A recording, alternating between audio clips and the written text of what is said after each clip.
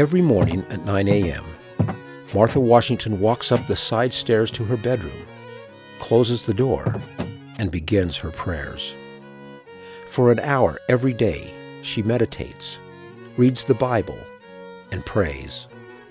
According to her granddaughter Nelly, this daily ritual was inviolable. George and Martha Washington are both members of the Anglican Church. In the aftermath of independence, it comes as no surprise that the American branch of the Church of England faces an identity crisis. The head of the Anglican Church, after all, is the British monarch, the same king that George Washington and company have fought against. The Anglican Book of Common Prayer contains numerous prayers, not only for King George, but Parliament as well. So what are the faithful Anglicans to do? The answer is simple. Make their own American prayer book, of course. Today, on The Secrets of Washington's Archives, we explore the clues hidden inside the prayer books that belong to Martha Washington and her granddaughter Nelly. We'll discuss the role that religion played in the public and private lives of the Washington family, as well as Washington's commitment to religious freedom in the new nation. And now your host, Dr. Ann Ferdig. Joining me today is Jennifer Snyder. Jennifer Snyder is the classroom resource specialist at Mount Vernon in the education department. And this is really cool because we've been talking a lot about the library in this series. And the library is an institution. It is a department here at Mount Vernon, but it's also a space. And it's a space where many different departments work together here. Jennifer is in the education department. Can you explain to everyone what it is that you do here? Yeah, so technically I'm a part of the Education and Guest Services department because we believe that education starts as soon as you either step foot on the mansion or go to our website.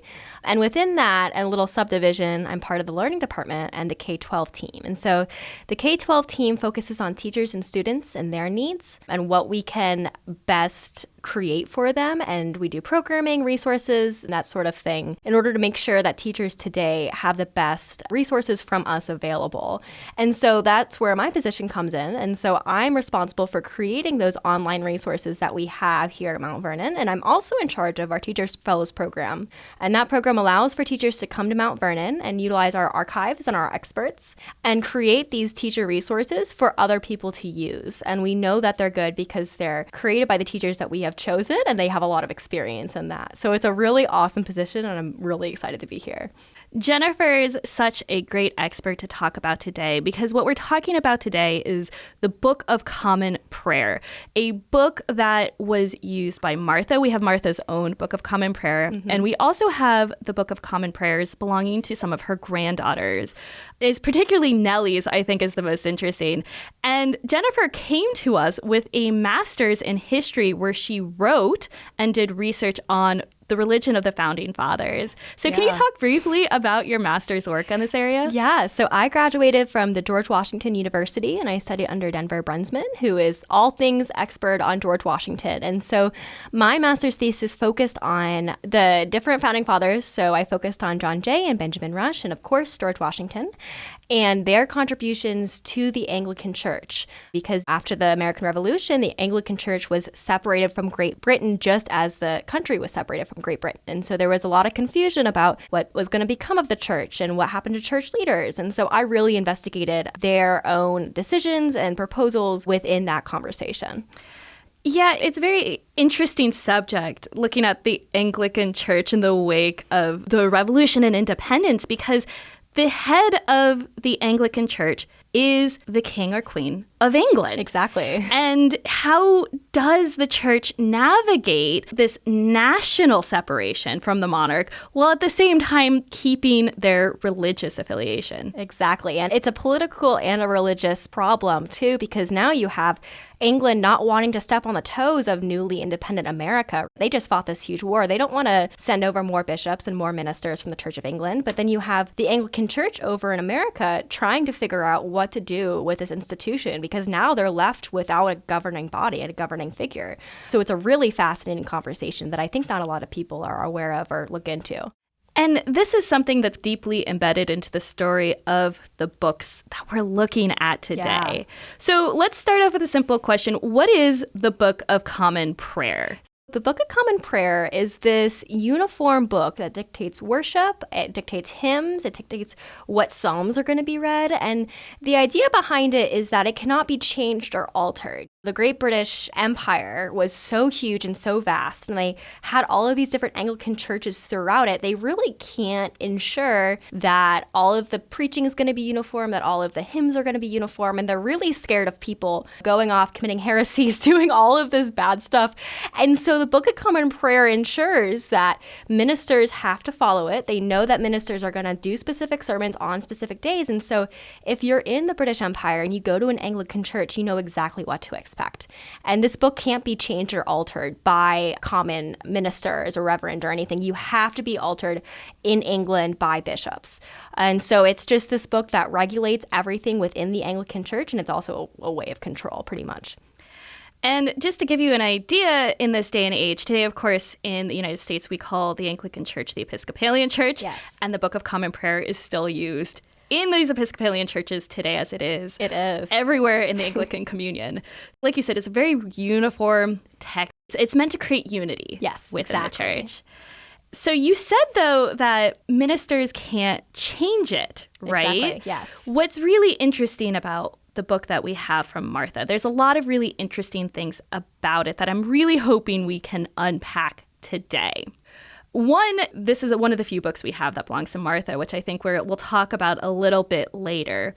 But two, this one was published in 1789. Yes. And it's published here in the United States. It's the first American edition after independence. What does that mean? It's really significant because before this was published, the last Book of Common Prayer revision was 1662 in England. So it had been over 100 years since they had revised this book, and they were still using it. But also, it was the first book that the Americans actually got together and jointly decided to revise. And the old Book of Common Prayer has a ton of creeds and psalters and everything that they kind of agreed with until you get to the oaths to king and parliament. And of course, if you're a patriot in the American Revolution going to an Anglican church, you really don't want to be repeating those oaths to Parliament and the king and the prayers to them.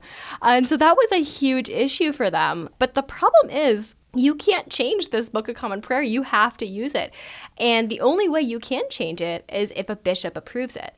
And there wasn't a bishop in America, not during the Revolution or any time before that. The only bishops were located in England. And so this created a huge problem for the Americans because, especially after they separated from Great Britain, they had no means of getting any changes approved, of getting any ministers ordained, because that was a bishop's role, was to ordain ministers. And so everything was going downhill pretty rapidly. And there was a lot of back and forth until finally you have Mason Weems and Samuel Saybury. One's a loyalist and one's a patriot. And they finally get approved to be the first bishops of the United States. And that was in 1784. So they come back, and what do they immediately start doing? They start revising the Book of Common Prayer because this is a huge issue they need to get fixed. And so you have a bunch of different versions. You have a proposed Book of Common Prayer that literally nixes half of it. Of course, that's not going to be approved by anybody. But you eventually get the 1789 edition, which brings us to Martha's Book of Common Prayer, which is really awesome that she picked up this edition, and it's the American edition that she owns and prays from. It's really interesting, too, because, one, we don't have a lot of Martha's books. Martha did not sign a lot of her books. We know some of her books are hers, not because she signed them, but because her grandchildren signed them and told us they belong to her, or we have other sources that say. But the Book of Common Prayer is one of the few books that she actually signs with her own signature. So she's not like George. If you look in a lot of George's books, he doesn't sign all of his books. He signs most of them, or he has a book plate, or sometimes he has both a book plate and a signature. The Book of Common Prayer is one of the few books we have where Martha is signing it, which is just so significant, and right? Her signature is right there on the front cover, too. It's like she opened the book and then she said, okay, this is mine. I'm going to use this and I'm going to make it known that it's mine. And I love that about it. And I love it too because if you look at what she's buying over the years, and if you look at what letters of hers survive, you see a lot of records of her buying prayer books. And a lot of prayer books, sometimes multiple prayer books at a time. There's sometime in the 1790s, I forget the date, she's writing to one of Washington's secretaries, and she goes, "Oh, will you order me 2 of these prayer books?" And then she writes him again and goes, "Add a third to that order." So she's buying quite a few of them. She's investing in them, which at that time, especially the ones she was buying, they weren't cheap. She had to be really invested in this church if she was going to continuously buy these prayer books and buy new editions too, because the 1789 edition wasn't the only American book of prayer that was out there. Sure, it was the first one, but you soon have a second edition and a third edition and a fourth edition as these conversations continue to happen. And she keeps buying them. She buys them for her family, for her grandsons and granddaughters, and she uses them too. We have records of her praying with her granddaughter every day, if not twice a day, which I think is really cool that she's actually utilizing these things she's buying. Yeah, I believe her granddaughter Nelly said it was from 9 a.m. to 10 a.m. every morning. She would retire to her bedroom to pray, meditate, and read. Yes. And once again, with the one that is in our collection in particular, it is from 1789. It is the first American edition. So you can imagine that Martha Washington, as a practicing Anglican woman, was probably really looking forward to having an American edition, especially as the wife of the president. It's a first edition, so she gets it as soon as it comes out. So either she's informed about this and she's told, oh, there's a new edition, you should really consider buying it, or she's staying up to date herself. She attended church very regularly. Even when George didn't, she'd go to church. And so we know she was involved in this church atmosphere. She must have been invested if she bought the first edition right when it came out. So I think that really shows her dedication towards the Anglican Church, especially during a time when the Anglican Church was diminishing in America. And going back to her buying these books for her family members, we also have in our collections a prayer book from 1793, which is one of my favorite books in the collection. So as a book historian, when we look at books, we not only look at like the text of the books, but we also look at how the book is used. Is there writing in it, what we call marginalia? Do we see any hints of how this book has been used? And we can get so many from Nelly's copy of the Book of Common Prayer. So to describe this book, it is a beautiful, bright red prayer book. It's bound in something called red Morocco. Morocco leather is known for taking in lots of color, and so it's very vivid. And when you open it up, the first thing you see is on one cover, she has pasted in an extra prayer. So she's found a prayer from the Alexandria Gazette, has pasted it in the front. And then she has written on the front of it, right next to her signature, for M.E.A. Lewis, this is Nelly's daughter she's giving it to. This prayer book was read by her great-grandmother, Mrs. M. Washington, twice a day from 1789 to the year 1802. Now, this prayer book is from 1793, but that date, 1789, is the date that we have of Martha's Book of Common Prayer. Yeah, so it shows that it was used, especially not only the first edition, but the second edition, and that somebody cared enough to write that inscription in it. Nelly did that in a lot of her books, and that's one of the best clues we have to Martha Washington's reading habits. And this one in particular, because librarians used to think 1789 was a mistake because that isn't the date that Nelly's prayer book is from, but it actually matches perfectly with the date of Martha's copy of the prayer book. And then if you go to the end of this, there's also a marvelous little surprise at the end of the prayer book. She has taken another prayer from another source, we suspect a magazine, and she's sewn it into the back of the prayer book. That's one of my favorite parts, I think. She cared enough that she found this prayer. She must have used it every day if she sewed it in. And you can still see the hand stitches and the ribbon that she used as well, which is so cool to look at. And it's really nice to think about how she passed it on to her daughter as well. She inscribed this book for M.E.A. Lewis, that's Mary Eliza Angela Lewis. And if you turn to the part of the prayer book that is about the consecration of marriages, in pencil, she's written in the name, once again, of M.E.A. Lewis and Charles McGill. Charles McGill Conrad being the man she married. So it's very likely that she passed that down to her daughter at her marriage. So just this wonderful little transmission from Martha to Nelly to Mary Eliza. It's like a family book in a way. It's passed down through her family, and it shows that her family valued it, but also utilized it and also stayed active in the Anglican Church, or the Protestant Episcopal Church at that point. So, talking about the family. Yes. We've talked so much about Martha and her practices. What about George Washington? We know at once seems so much and so little at the same time about his personal beliefs. Yes, George is very infuriating. I love George Washington, but he doesn't write a ton of things down. He will write that he attended church or what church he attended. He doesn't record his thoughts about it or who he talked to. We know that George was Anglican. He went to either Powick Church or Christ Church, and that was in Alexandria, or about 7 or 8 miles away from Mount Vernon. So that was a long horseback ride. And he also served on the vestry. And now the vestry was this governing body of the church. And he was in Truro Parish, which means he was in charge of a couple of churches within the immediate area. And so vestrymen were usually members of the gentry, and once they were appointed, they usually served a lifetime. So as a member of the vestry, Washington was responsible for the financial upkeep of the church, for the day-to-day upkeep of the church, and for just making sure the church functioned. On top of that, he was also church warden, which means he was responsible for making sure the church really functioned the day-to-day. He served this position until about 1784, and he resigns from the position in a letter, and he just writes, "Use this letter as evidence as my resignation." He doesn't explain why. We don't know why, though I can make a few guesses. He just fought a war, and he's about to become president of the United States, so caring for his own little hometown church probably isn't his first priority. But still, it's a little unusual that he does resign, considering he was a member of the gentry class, and it was normal for him to at least be expected to serve out that lifetime. So he continues to attend church, though, in Philadelphia and in New York when he is serving as president.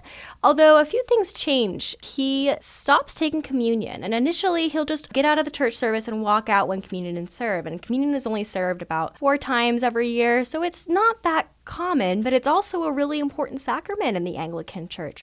And there's a story, and I say story because I've only read it from one account, and it was somewhat hearsay. I heard from the Bishop of Philadelphia who talked to this person that this happened. But according to the story, Washington got up one Sunday to leave before communion, and he was called out for it and said, "Sit back down, you need to take communion." And he continued to walk out. And then after that, he never attended church on Communion Sunday again, which I think is kind of funny. And Martha would go, and she would continue to take communion, and she would enjoy the services, and he would just send a carriage after her. So we can see a lot of his actions and how he was first involved in the church, and then he became less involved. But he doesn't elaborate on any of it. So it's a lot of speculation that occurs. And a lot of people have made guesses as to why his actions have changed, but we really don't know for sure in writing why he did the things he did. And it's interesting, too, because he obviously had some sort of strong thoughts about his own personal beliefs. Many, as you said, many scholars have tried to read into his various speeches and letters and these actions to try to figure them out. But he was a very big proponent of religious freedom at the same time. He was, definitely. Well, and there are countless letters to the Quakers, to the Episcopals, to the Jewish population within America, reassuring them that they had the freedom to practice whatever religion they wanted, which is a really bold statement at a time he's attending a church that used to be state-sponsored. And the question is, what church will take over as the state church in America? And the answer is, of course, nothing. We have religious freedom, and not one church is going to dominate over everything else. And so by sending these letters, he's really sending a message. The era of church domination is over. Feel free, practice whatever you want. And he does reference divine providence and deity within a lot of his letters and speeches, although he doesn't, again, elaborate on that. And it was also common to reference a deity in speeches, especially if you're a public figure. You wanted to be seen as pious because then the people would look to you as not only a national figure, but a religious figure too. And you have some people questioning his beliefs. Benjamin Rush, in particular, wrote that he wondered if Washington even was a member of the true Christian church. But you have other people that are also taking these references and saying that Washington was this super devout, pious Christian who spread the faith. And I think he falls in the middle of that. If I'm speculating, if I'm being honest, I think he was a Christian. I think he was pious. Do I think he was a spokesman for the Anglican Church? No. But again, speculation. Don't quite know out of the documents we do have, but I think it's fun to think about. And I think this plays into Washington being at once this very private and very public figure. Yes. Who is very aware of his public identity, but definitely wanted to keep some things to himself. Exactly. And you know what? I don't blame him for that, right? I kind of want my own personal thoughts to be not immortalized in history, and I'd want to be remembered as a good person. So I relate to that a lot. So because he was such a public figure, do you think that played into his reticence to perhaps take a strong stand of expressing an Anglican identity? As you pointed out, this was a former state-sponsored religion. He doesn't want it to become a new state-sponsored religion. Or how do you think that might play into it? Washington, I think, was a leader that was mainly looked up to by a lot of different religious denominations. And we talked about religious freedom earlier. And I think that if Washington had been really strong about his Anglican faith, about who he supported or who he didn't support, or what churches he went to and all of that, I think it would have come across as disingenuous when he was writing to all of these different religious congregations. If he's writing to the Hebrew congregation and he's saying, I support you, you're going to have religious freedom, and then he comes back around and says, oh, but I'm a huge Anglican, this is what I believe, and this is the right way to believe it, I think it would have been a lot harder for America to achieve religious freedom and pass that in the Bill of Rights. And also, he donated to a variety of churches and not just his home church during his presidency, which makes me think he supports a lot of different either Christian denominations or religion in general. He's moving his money towards these different organizations and showing his support towards them. And so I think that's another reason for his private manner in these things. Instead of stepping up and proudly proclaiming his faith, he's staying quiet and letting people practice the way they want to practice in order for America to become what it needs to be. Really putting his money where his mouth is, right? Exactly. Showing his support in a physical way, which especially in the 18th century would have been a very important thing to do. Yes, yes. So we're talking about religious freedom here and Washington's support of various different religious beliefs. What about the other founding fathers? Were they also members of the Anglican Church, or did they have other belief systems? So the Anglican Church was primarily consisted of loyalists. So you have all of these Anglican ministers and Anglican churchgoers who have to flee the revolution because they are loyalists. And a lot of Anglican church buildings burned to the ground, and it's this huge mess. But out of the Anglican Church actually contributes the most amount of founding fathers to America.